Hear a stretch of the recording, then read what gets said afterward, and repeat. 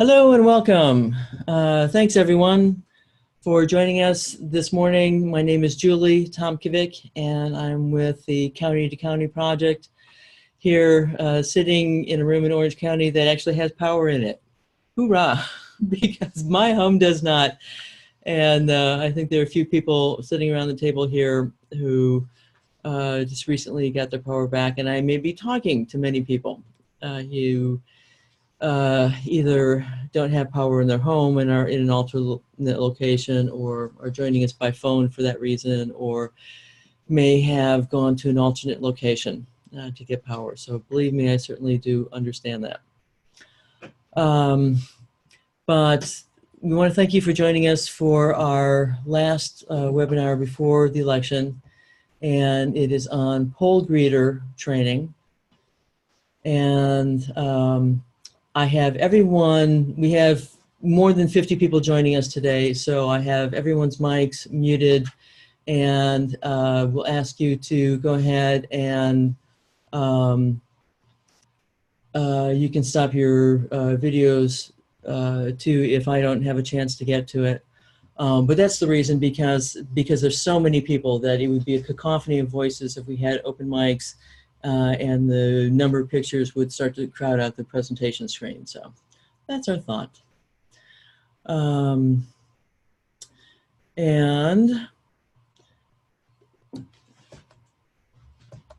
right. I'm going to introduce where the chat room is. Some of you may have heard me speak about this already, but if you're just joining us, if you move your mouse around, there's a little tool panel and bar, and there's a section where you see 3 dots and the word more. If you move your mouse over there towards the top, you have the option to click on the word chat, and that'll take you over to the chat room. For some of you, you may not see that word. You might see a little green conversation bubble the way you would see on a cartoon. Either of those, if you click on it, will get you over to the chat room, and it looks like this once you're there. We ask you to just introduce yourself, tell us your name, the county that you're with, gives us a better idea of who's joining us here today. We expect people from throughout the states, and also many, many people from Orange County, because this is also our county poll greeter training session as well. When you type in your message in the little box at the bottom and hit enter, then we can see it, and everyone else who is joining us can see it as well. You would see our typed in answers in response. My name is Julie Tomkovic. I live here in Orange County. My precinct is Orange Grove, and I'm a precinct chair there. So I'm one of the people who will be setting up poll greeters for my precinct as well, and have done that for several years now. I've worked with the County to County project, helping on the training side since about January of this year. Jean? Yes, my name is Jean Hamilton. I have been on the Booker Creek precinct leadership team for many years. Just rolled off as chair, so there's a new chair. I have organized poll greetings and have been a poll greeter, and will continue to be a poll greeter probably this election. And I also have been involved with the County to County project. And in the past, I was on the Chapel Hill Carrboro City School Board. Well, thanks. Joining us today, we also have Micah Cohen on technical support, helping us out with Zoom. She's helping us also with our attendance today, and we'll be monitoring the chat room a little bit together with Jenny McMillan. So some of the answers that you might see in response there would be coming from them. And again, I thank both of them for joining us. None of this happens without having a team of people to do it. But special thanks again on Micah, who is old enough to help us on the helping us to reach voters, and yet will not be able to vote this election. Sadly. Oh, okay. All right. Just a quick note about questions. We may not be able to stop and answer them as they arise, but continue to type them in, and We do have times within the presentation when we can stop and address them, and we'll certainly look for all of the questions at the end of the presentation as well. Make sure we have an opportunity to address them. All right. All right, well, let's get started. The role of the poll greeter, in some ways, is very simple and basic. It is to welcome voters to the polls, to provide information to voters about the Democratic candidates, to help them feel comfortable being at the polls, to remind them to vote the whole ballot, and sometimes it's helpful to tell them to start on the bottom of the ballot, on the backside, and go up to the top.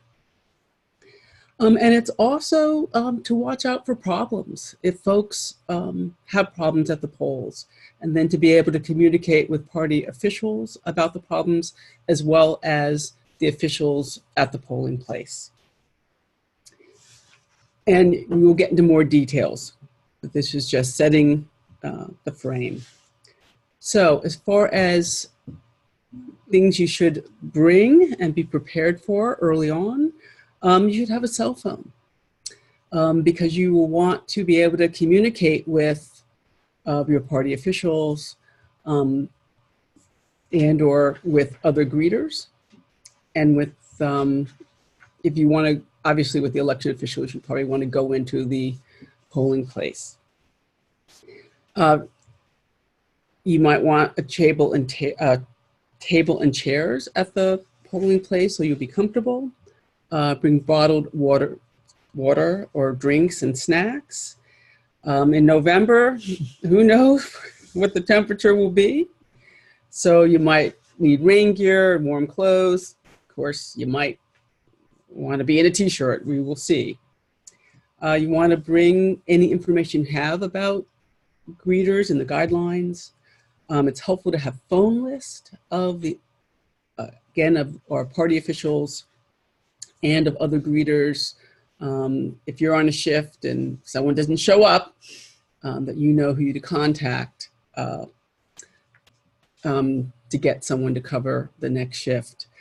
I would say, some precincts have someone who organizes it, so you might have their number. Other precincts may just have the numbers of greeters. It's also helpful to have a computer or a tablet or a web-enabled phone to help voters check in with, to make sure they're at the right polling place in the right county. And we will talk more about that later. As far as materials and equipments that may be available to greeters, it's going to depend on your county. Here in Orange County, our county officials will provide sample ballots that have the Democrats marked on there. They may have a slate card and voter guides all available, fact sheets on the 6 amendments, as well as a manual with the schedule of early voting sites and regular voting sites, and a list of precincts in their ballots. So you're going to want to talk with your county officials about what kind of materials that they're going to provide to you at the polling place. So what do you do on the day of preparation? Well, helpful to read the voter's guide and be familiar with it yourself. I mean, the thing is, you get all sorts of voters coming to the polls. Some folks are new voters. They really don't know sometimes who to vote for, how to vote. And so you're giving them that support. And then you may have voters who are very comfortable with the polls, but they've been busy and they haven't had a chance to look to see who to vote for. So again, poll greeting, the key, welcoming and provide that information. So if you've read the voter's guide, review the sample ballot for your county, so are familiar with what's happening, what people are going to be voting on. And also share those voter guides and sample ballots with voters who come and help them find the information. Depending on how many voter guides and sample ballots you have, you may hand them out and voters can take them into the polling place. And then, you might never get them back. If you have a few, you might invite voters to come back and give it to you. Most voters are happy not to have extra paper and to bring the sample ballots and voter guides back. Other things that are important to know on the day of election is poll greeters have to be 50 feet away from the polling place. At least in my experience at my voting site, they put tape down so it's clear. But if you're in doubt, go in and ask the election officials where that 50-foot limit is. You also want to position yourself where most voters pass. Because you want to actually be active and flag them down. You want to wear your county Democratic Party volunteer sticker. You want to accept the instructions of the polling place officials. If you have time, you might want to go inside and look at how things are set up at the election site, at the polling site. Again, the more information we have that we can share with voters, the more comfortable they will be going in to vote.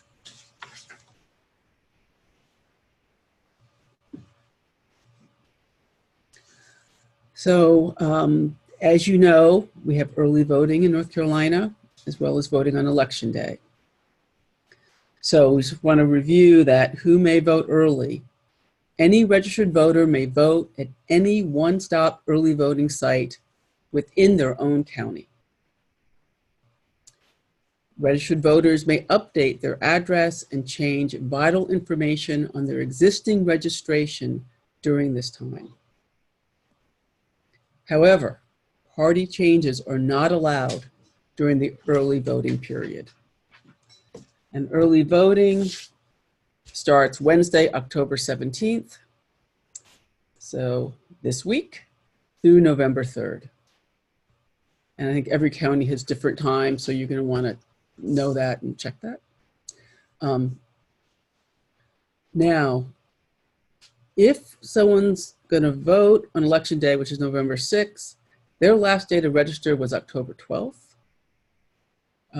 Photo IDs are not needed at this time. And folks may check their voter status at the website noted. And I'll be passing it over to Julie to talk about voter lookup. Yeah, you may find someone who shows up either early voting or and is not entirely sure if they have registered to vote or not. You can go to this site and look them up for anyone actually within the state. It's also not uncommon on people who vote on election day. If they're newer to the system, they may not be 100% sure that they're at the right polling place for their precinct. And if you go to this website, which you will see listed several times here, because I want to make sure people have this link, you have an opportunity to help people look that up. Now, what does it look like? Well, looking at my own voter registration, if I go to that site and I type in this information, this is what I would put in to be able to search. I left it at all. If I wasn't sure what county I was in, you can do it search by all. More often than not, you are going to know if somebody is in Orange County or Coupler County or Vance County. And I would go ahead and put that in because not everyone has a name as distinct as my last name. And you don't necessarily want to be coming through all of the Sarah Smiths who may live in the state of North Carolina. But this is what that screen looks like. And when I hit submit, this is the very next thing that I would see. Again, all of this is public information. So there's nothing secretive about this. But I just wanted to walk you through the system so you see what it would look like.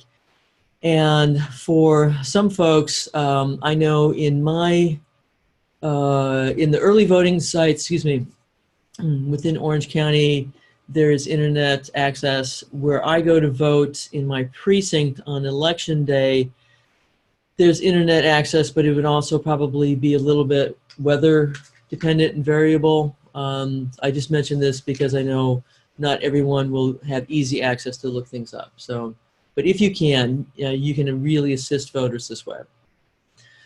Now, what do you see if you click on my name? Well, this is the information. So you can find out that I am an active registered voter. You can see what party I've registered with. If you go a little further, you can look into the voting history. It tells me where my polling place is. It tells me all sorts of things I didn't even know were connected with me, like the jurisdictions, for the North Carolina House District and Senate District and Judicial District. I didn't even know there was a Judicial District with a number and a letter, but there is. And now you can find out what it is. It also gives the opportunity as an individual, that's where I went then to click on to open the sample ballot for my Orange Grove precinct. So there's a lot of just really useful information on this. But I wanted to walk you through it so you could see before you went to use it or went to send somebody to it what kind of information was available. All right. Again, none of this is, there's no social security number that's being flashed on the screen, so there's nothing that needs to be hidden with this. Okay. When it comes to early voting and election day voting, really one of the big things that we're encouraging all of our folks to do, and this is why having poll greeters is so important, is to encourage all of the Democratic voters to vote for all of the Democrats possible within their ballot. You're going to hear us say this several times, but it can't be emphasized enough, the value of voting in every election for all of the Democratic candidates that you possibly can. A good sample ballot, that's the one that has it marked where,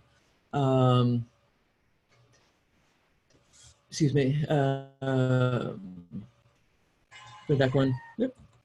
A good sample ballot is marked and has the circles filled in for the Democratic candidates in all of the offices that are running. The only exception for that typically is, and I have one, I'm going to use my own precinct as an example. There is one election where there are 3 candidates running for 2 positions. All 3 of them are Democrats, right? So in that instance, the party does not make a choice and say, we want you to vote only for these 2 Democrats. We would not make that choice. That is open to the voter. But for most of the candidates in candidate positions right now, that's only going to be 1 Democrat running, or if there are 2 Democrats running, it's because there's 2 offices. And so one of the things we've discovered, a way to not have undervotes. An undervoted ballot is, let's say I walk in to vote and I only vote for the president and then I hand it in and leave.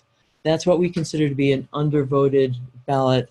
And from my perspective, that's just a huge loss of an opportunity. When we give someone a sample ballot, can get that into their hands, it means that even offices that they personally don't know as much about, let's say for a judicial office or water and soil commissioner, these are not offices that I know all the candidates personally, but if I have a good sample ballot that tells me and advises me who to vote for, then I'm not going to undervote my ballot. I'm going to mark in all of the people and vote for all the offices that I can. If we have a good sample ballot filled in, you're encouraging, especially newer voters, you're making them feel more confident and more competent. One of the things that we discovered at a seminar that I had attended a few weeks ago was if I am a new voter and I walk in and I only know of 2 names of people to vote for, and I'm confronted with a ballot that has potentially 30 names or 15 offices to vote for, then I vote for my 2 people and I leave the rest blank, and then I walk away feeling bad, okay, that somehow I've done something wrong. Whereas if we're getting that information into people's hands, they're going to feel more confident, more competent. They're going to fill in all of the offices and vote for all of the people that they can, and when they leave, they're going to feel successful. And so it will encourage them to come back in 2 years. And by golly, we want all these people to come back in 2 years. All right. I spent a lot of time on that because it's very important for me. We used to, at one point in time, have the ability to do a straight party vote. So I could vote for the office of president, and then I could hit a box that hit straight party voting. And then I would just go down to the end of the ballot where there were nonpartisan races. That's no longer an option. You do have to vote for every office separately. So advise people to take the time to do that and vote for each office. Pay attention to the number of candidates or the number of offices that may be open for some, let's say, county commissioner elections. There might be the option to vote for 2 people out of your list of candidates, in which case it should be marked for which 2 Democrats we encourage you to vote for, assuming there are only 2 running. For the Court of Appeals, the District Court, and the North Carolina Supreme Court judges, at this point in time, party affiliations will be listed on the ballot. That is a bit of a change for this year, but again, we are encouraging people to vote the entire ballot, top to bottom, front and back. Thank you.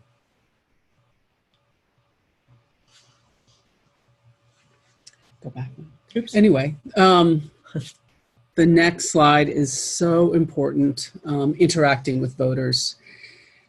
The poll greeter is the face of the Democratic Party. And for many voters, it's the only time they're going to meet someone who is a member of the party. And in these times where, as you know, there's many people who are reluctant to join parties or independents or affiliates, this is an opportunity to show them that, the human face of the Democratic Party. And so I want you to be active and greet voters. I mean, and if you're at your precinct, they're often your neighbors, so it's an opportunity to say hi to neighbors.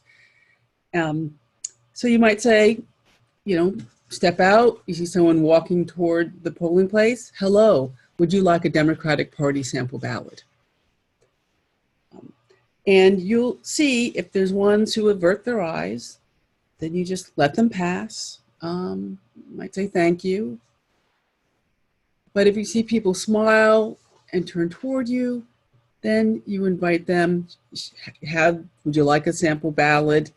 And show them here, do you need any information about who's running? Do you know which judges or commissioners are Democrats? Are you aware of the amendments?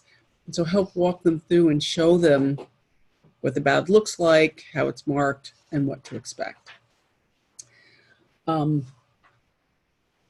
Again, do not argue with any voters. If some folks want to start complaining about the party or about the candidates, you very nicely say that, you're here to give this. There's lots of people, and that, you encourage them to vote and thank them for their vote.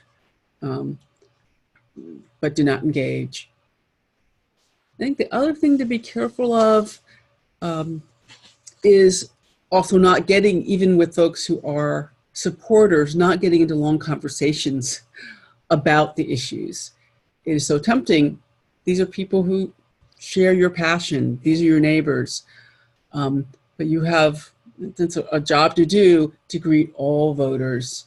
And, people, at least in my polling place, people are coming from like different parts of the parking lot. So it's kind of sometimes hard to make sure that you flag everyone down. And so if I'm talking to, if Julie was next to me and we're talking, and that forget that there's a voter who may need help. So again, be active and greet voters. Don't get caught up in conversations. Be helpful, and say thank you to all voters, Republicans as well. Thank them for voting.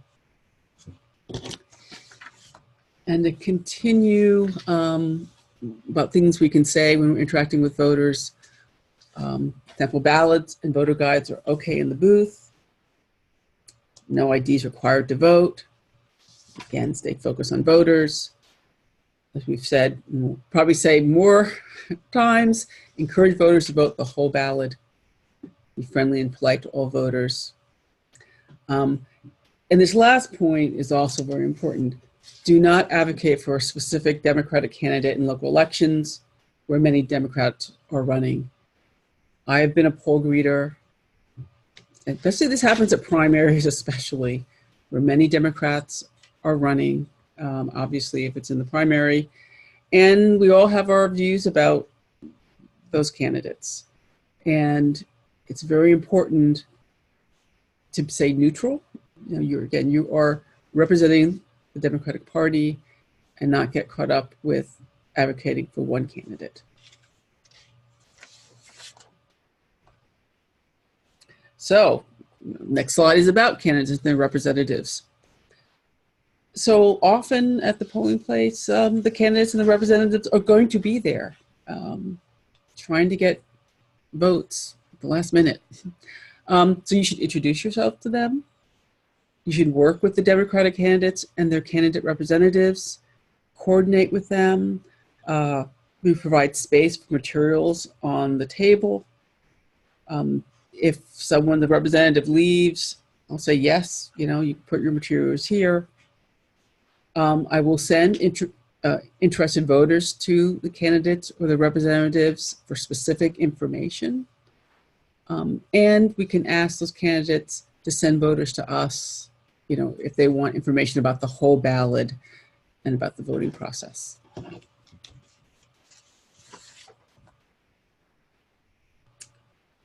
Okay. Before we go on to the next slide, I want to see if we can stop and answer a couple of questions that have come in. This is a great one. I love it. Is it okay to bring your kids into the polling place when you vote? Yes, yes, yes. All right. I have very fond memories myself of being a child and having all of us go in and watch into the polling booth and watch our dad vote.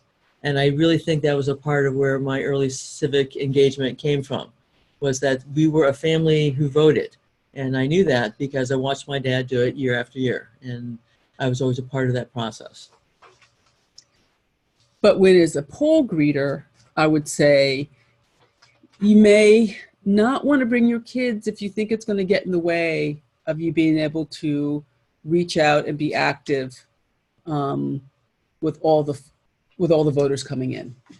So I think in some ways it depends on your children, if they can sit and for that shift and entertain themselves, or if they could be helpful, if it's safe. But so that you have to decide for yourself and for your family. But it can get very busy at some times. And again, we want to make sure that every voter who needs help feels welcome to ask for help. And that sometimes means we need to flag people down or just be aware that they might need help. And if you're involved with your kids, then that voter may just pass you right by and not want to bother you. That's a very good point. And sorry if I misinterpreted the question the first time. All right. Question of will materials be available in other languages?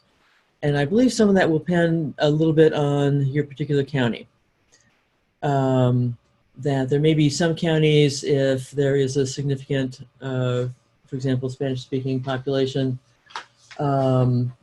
where there may be some materials that are in Spanish, or if you have a significant population from other countries, it might just depend a little bit on your county and the choices that your county has made, and some of it is the finances and whether they have the money to have it reprinted in another language. Or someone to translate. Or someone to translate. Okay, where do you get the materials from your county? You want to turn to your county leadership team. Typically, those are the folks who are helping to set up the poll greeting sites and are setting up the arrangement to schedule for poll greeters. But that's where I would go to. I would turn to the county Democratic Party leadership team and ask them what materials they have and where you can get them. For my county, for example, in Orange County, every polling site has a coordinator who is designated to help gather the materials from headquarters and make sure that they are at all of the polling sites, and to monitor to make sure that information makes it from one poll greeter shift to the next and picks them up at the end of the day, and then helps make sure that they're in place at the beginning of the next day. All right. Do you need photo IDs and proof of address in order to vote during early voting? Okay. There's a bit of a difference, is my understanding, on if this is your very first time voting at that particular site. So if you are, let's say, new to North Carolina, and so you had just registered this year and have not voted at, for example, Carrboro Town Hall, my recommendation would be that, yes, you bring your photo ID and a proof of address, maybe a utility bill, driver's license. But if you have been voting as long as I have and Jean have at our various polling sites as a registered voter who has a history of voting in North Carolina, we do not have to bring voter IDs. And that's true for all North Carolina residents who have voted in the state before. Okay.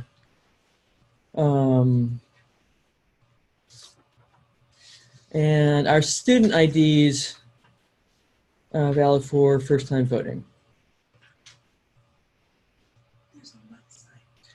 Okay, there is a website. I'm going to recommend if you go to northcarolina.voterguide.org and it's /same day, and that can answer some more specific and technical questions. And the reason why I'm asking you to go ahead and do a bit of a double check is there's so much variation, and there has been so many changes over the last few months that I know, for example, that a driver's license is considered a valid photo ID, but I'm not 100% for North Carolina on student IDs. And so I'm going to ask you to go ahead and do a bit of a double check for yourself. All right.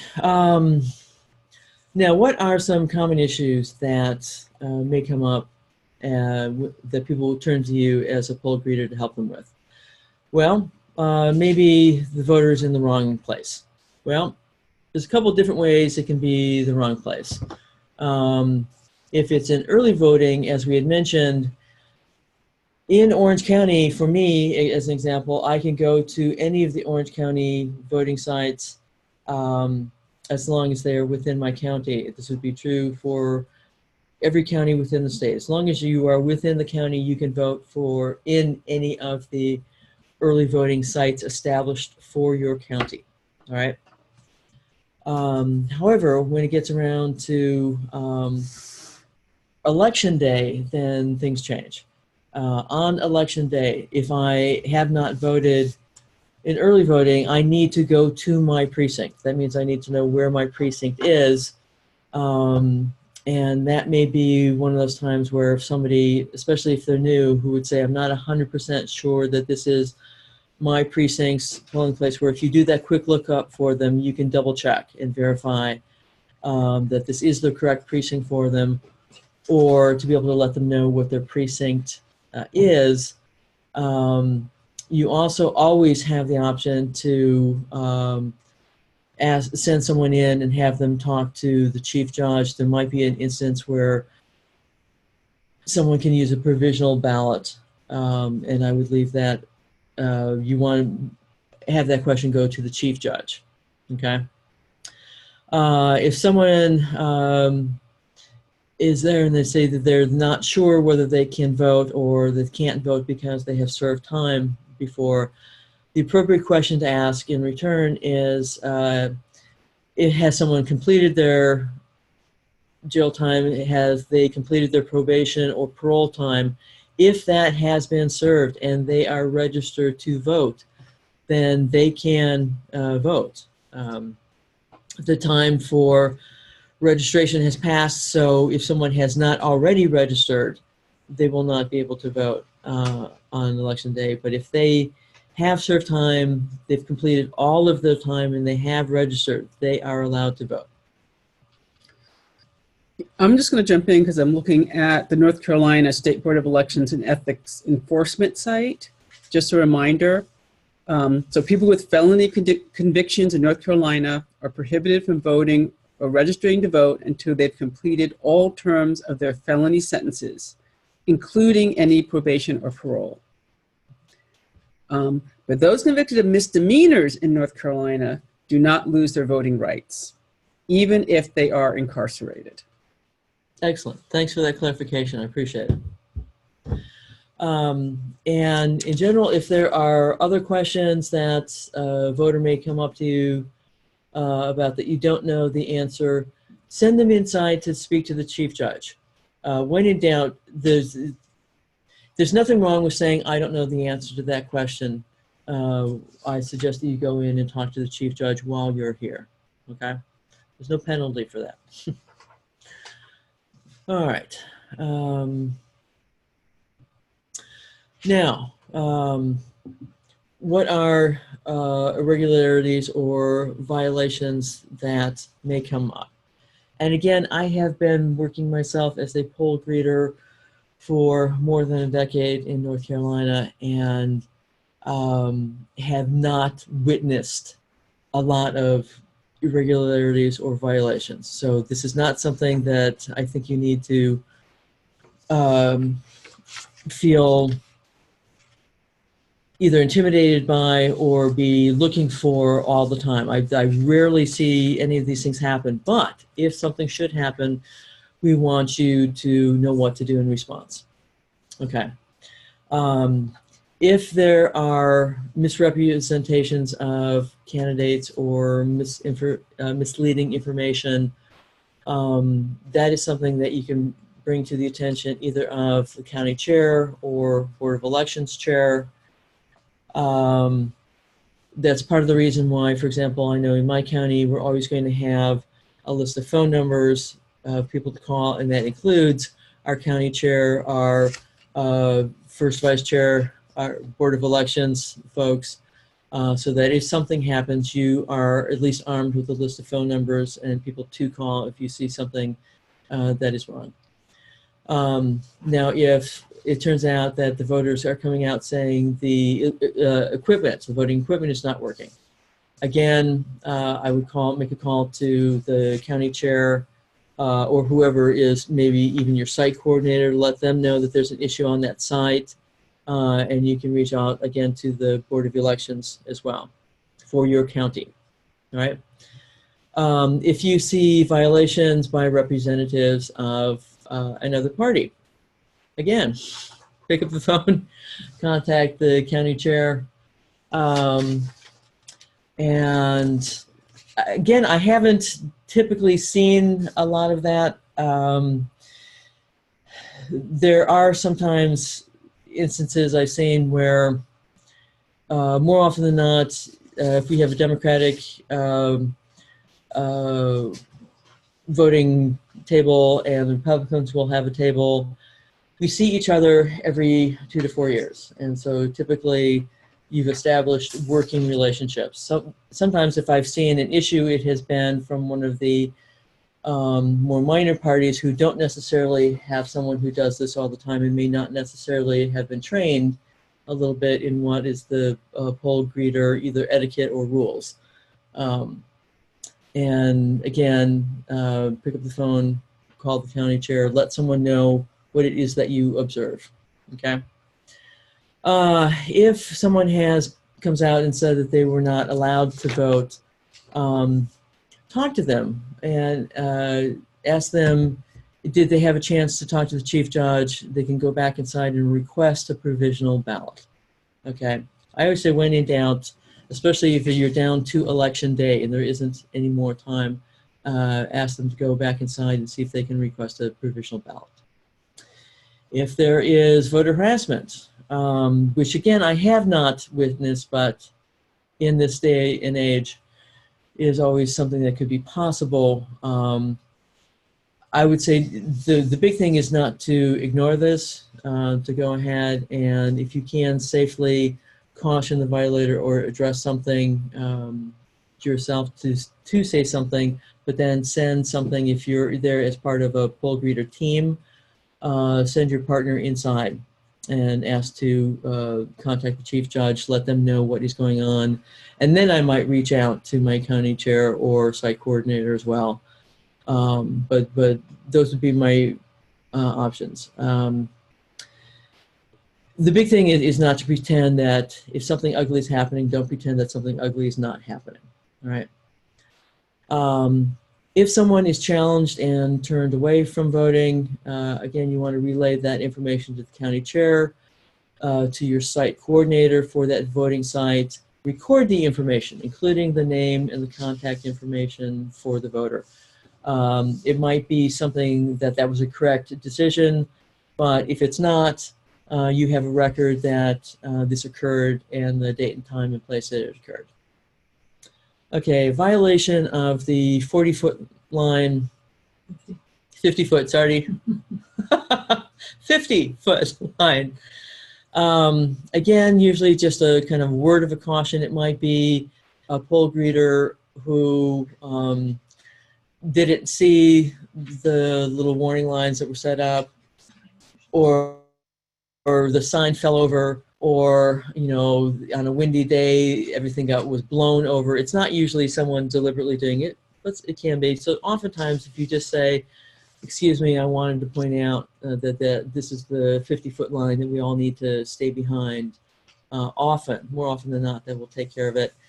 If it doesn't, again, go inside or send your poll greeter partner inside to contact the chief judge and let them know what's going on.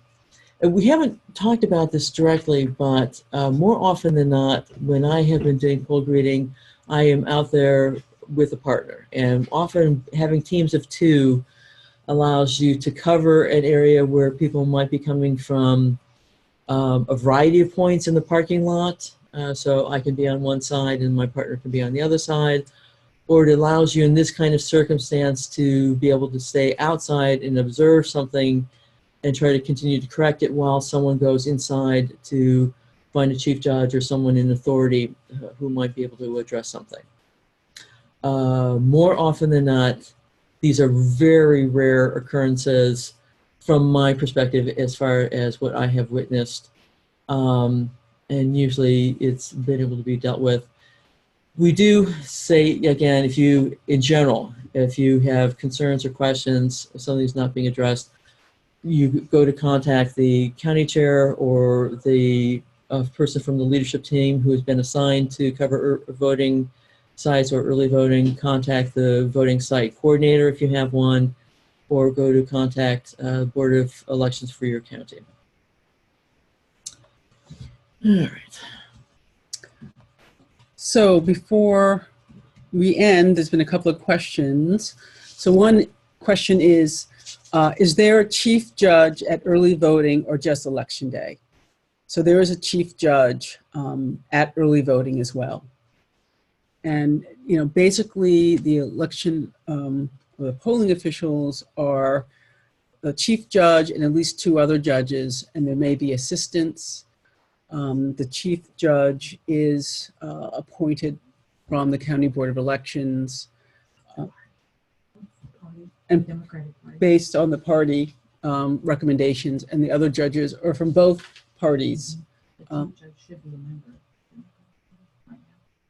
Okay, the chief judge, and this is in Orange County? This is all over the state. Because the All over governor the is a state, Democrat. right. Because Because the governor is a Democrat, and getting the chief judge should be a Democrat across all counties in North Carolina. So the other question is, can felons still register at early voting if they meet conditions of parole and probation? So according to the ncvoterguide.org, I'm going to read this verbatim. You can register to vote if you are not serving a sentence for a felony conviction, including probation or parole, If previously convicted of a felony, citizenship and voting rights are automatically restored upon completion of the sentence. No special document is needed. Now, they have to re-register. And that has passed for this year. Not automatically registered. So they should be able to register at early voting if they meet the conditions. What we're running into though is because the registration day for North Carolina, the last day was the 12th, right? Except for counties down south where it's extended to the 15th. Thank you. Okay, so just to review, if you want to vote at Election Day, November 6th, someone has to be registered to vote by October 12th, except if you were in the counties that were impacted By Hurricane Florence. by Hurricane Florence, then that deadline to register to vote has been extended till October 15th. And someone can register to vote at early voting without and not worry about that October 12th or 15th deadline. And they have to vote that day. And if you register to vote at early voting, you have to vote that day. You can't then vote at Election. Election Day. So register at early voting and then vote. Okay. Okay, any other questions? Question on the, we've asked for clarification on needing IDs for first-time voting at a new location. Yeah. Okay. So you can, all right. That if you are a first-time voter, the types of identifying documents would be a North Carolina driver's license, a photo ID from a government agency. Ah, excellent. A student ID with a school document showing the student's address. Okay, I'm going to repeat that.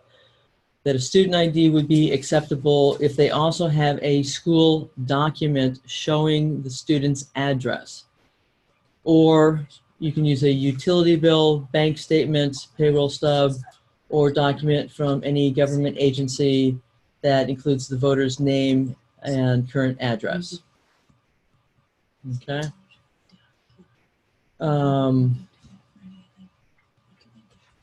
And I hope that answers that question.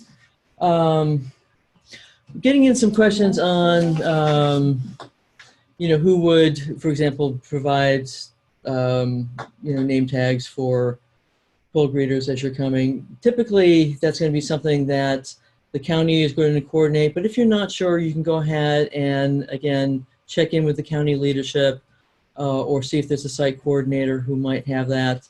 When in doubt, there's no such thing as having too much identification.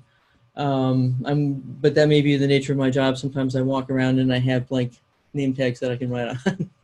I know, and in my precinct at Booker Creek, I think we usually don't have name tags, though it's a good idea. But we do try to have stickers that show that we're volunteers with the Orange County Democratic Party. Good. Yeah.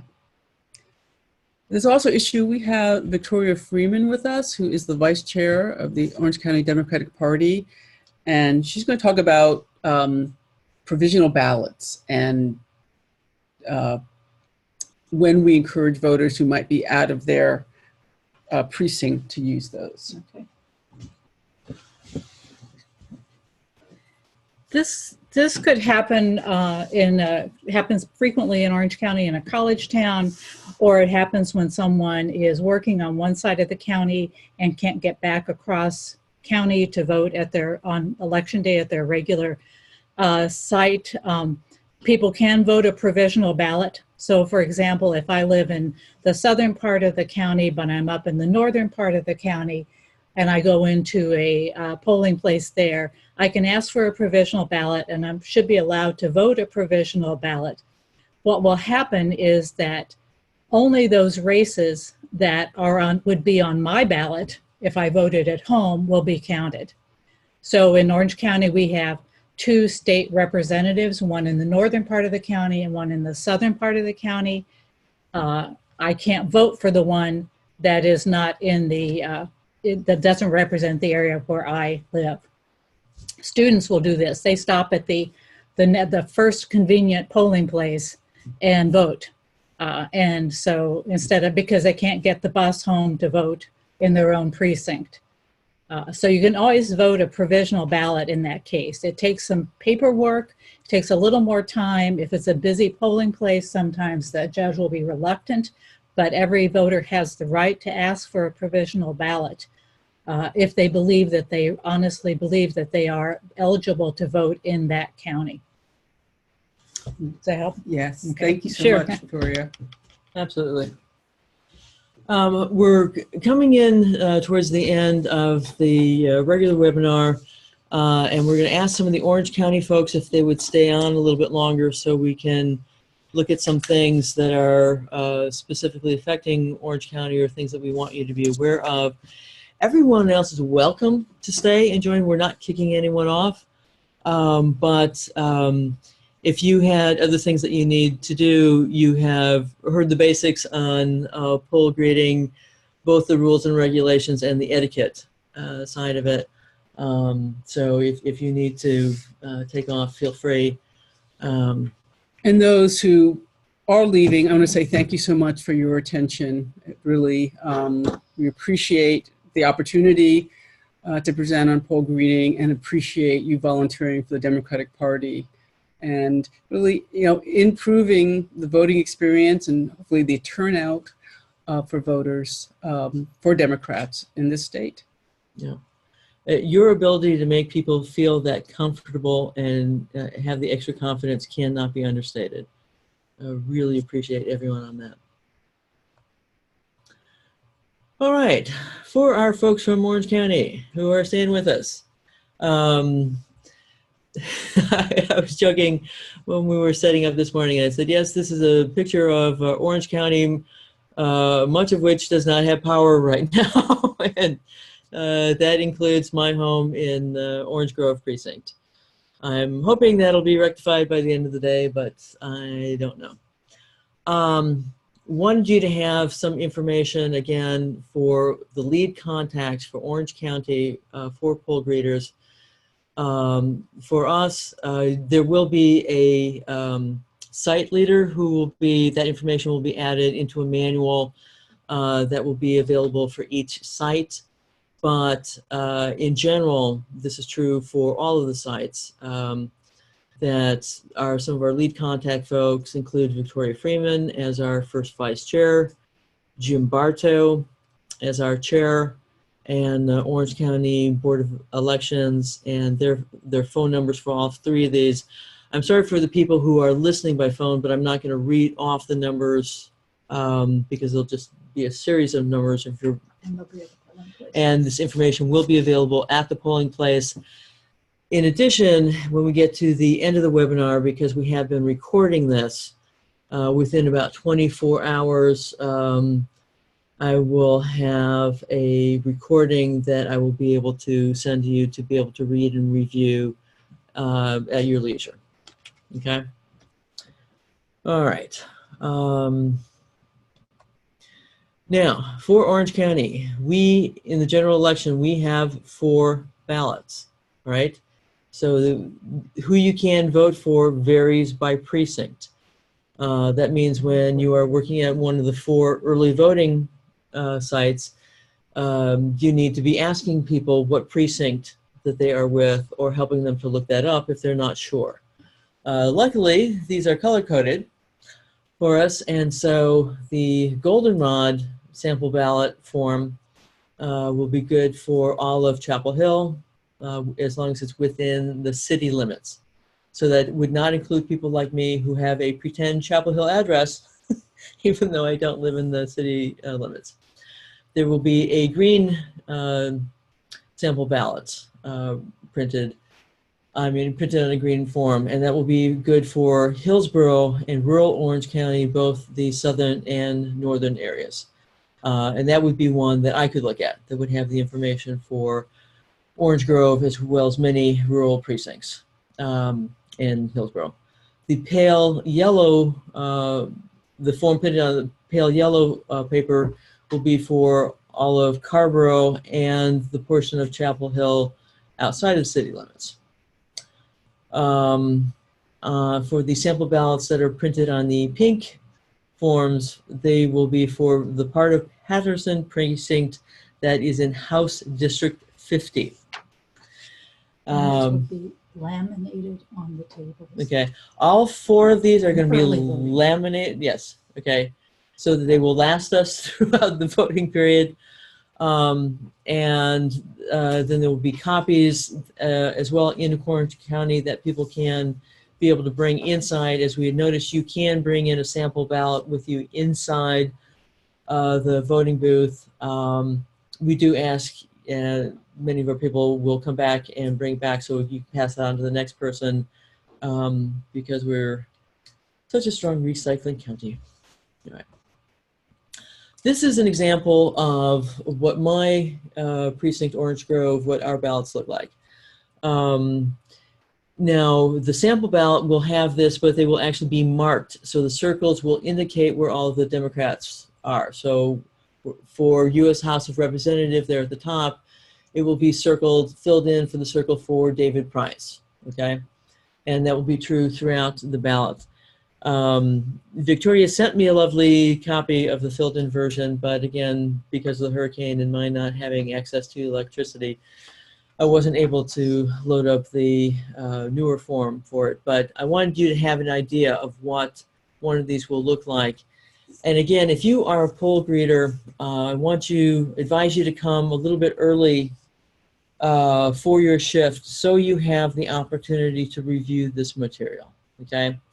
Have a chance to read the manual, look at the sample ballot information, look at the information on amendments and why we're advising in Orange County specifically that people vote nix on 6, to just vote no for them all.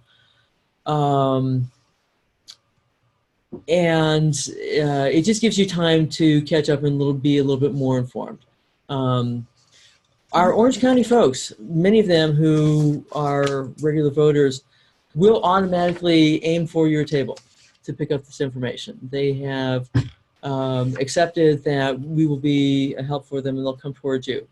But a fair number of people, especially newer people, are not aware of what we can offer. And so those are the folks where I'm calling out and saying, hi, would you like an Orange County Democratic Party sample ballot? Especially if somebody is coming from a part of the parking lot that is not close to where the table is. The big idea is I'm not sitting at the table waiting for people to come to me. I am up and active and aware of who is arriving at different times. Okay, just wanted to jump in and just add some things, because there's all the different ballots depending on what part of the county you're at, just to say that, the judge at the polling site will give the voter the right ballot. So, I was starting to feel like, oh my gosh, if I do early voting, what if I mess up and give, the voter the wrong sample ballot? Yeah, but the ballots are mostly the same. The judge will get it right. It'll be okay. And then the other thing just wanted to add is there are going to be info sheets in the manual, about voting that will talk about the amendments and why they are bad. So just to remind us poll greeters that we're going to have to be active in reminding voters that there are amendments and that the voters ask to point them and let them know why the Democratic Party is not supporting any of the amendments. Okay. And when you go to, try that again, page 2, again in Orange Grove, my precinct, you'll see on the second page there is one more judge. There is the soil conservation folks, and that's where all of our amendments are listed. And this is a big part of why sometimes we'll ask people to either start from the back of the ballot or vote from the ballot up, just because it helps them to remember to vote for all of the offices that are possible. Your sample ballot will be marked, or sample ballots will be marked, so that all of these are filled in the way the Democratic Party recommends that folks vote. And I'm just going to point out that the county position is the Nixon 6, and the party, North Carolina, Orange County Democratic Party, is taking a similar position, but I know that there are, not all counties may have that similar approach. Part of the reason why we are saying Nixon 6 is because they haven't finished writing these things. And the language seems to keep changing and being a bit slippery, and I'm not sure that even on election day we will know 100% sure what the actual ballot is that people are voting on. So things that are important issues like improving, strengthening victim rights, or, I spent 3 years living in Alaska where hunting and fishing was a big deal. And I have great respect for people who are subsistence hunters and help provide for their families this way. But the way that it's written now, I would vote no for it personally, because now someone who wants to hunt in an area that might cost my property needs to stop and get my permission. One of the versions that I've seen written of this amendment suggests that somebody might not need to get my permission as the landowner to be able to do this activity. And I think that's wrong. So these are some of the things that may not be obvious in the title of a thing, but that's part of why we're saying, let's say no, and we can address these as laws, where if they would be much more detailed if necessary, and if important to the citizens of North Carolina.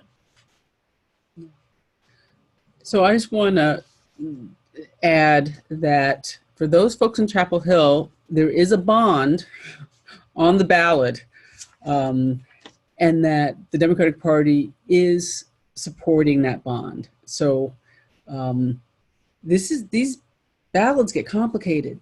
So one of the roles of the poll greeter is just to remind voters to slow down, to know that you're not just electing for these candidates, but there's also judges, and there's amendments, and if you're in Chapel Hill, there's a bond, and to direct them, at least to have the Democratic Party's recommending them vote, and maybe give them a guide if they want more information. But many will just are happy to get the sample ballot, but they need to pay attention, because otherwise it might be easier just to think that the bond is also the amendment. So just wanted to add that, again, to make sure we're aware of what that ballot looks like, which is why, going back, we as poll greeters want to be familiar with the ballot. Yeah.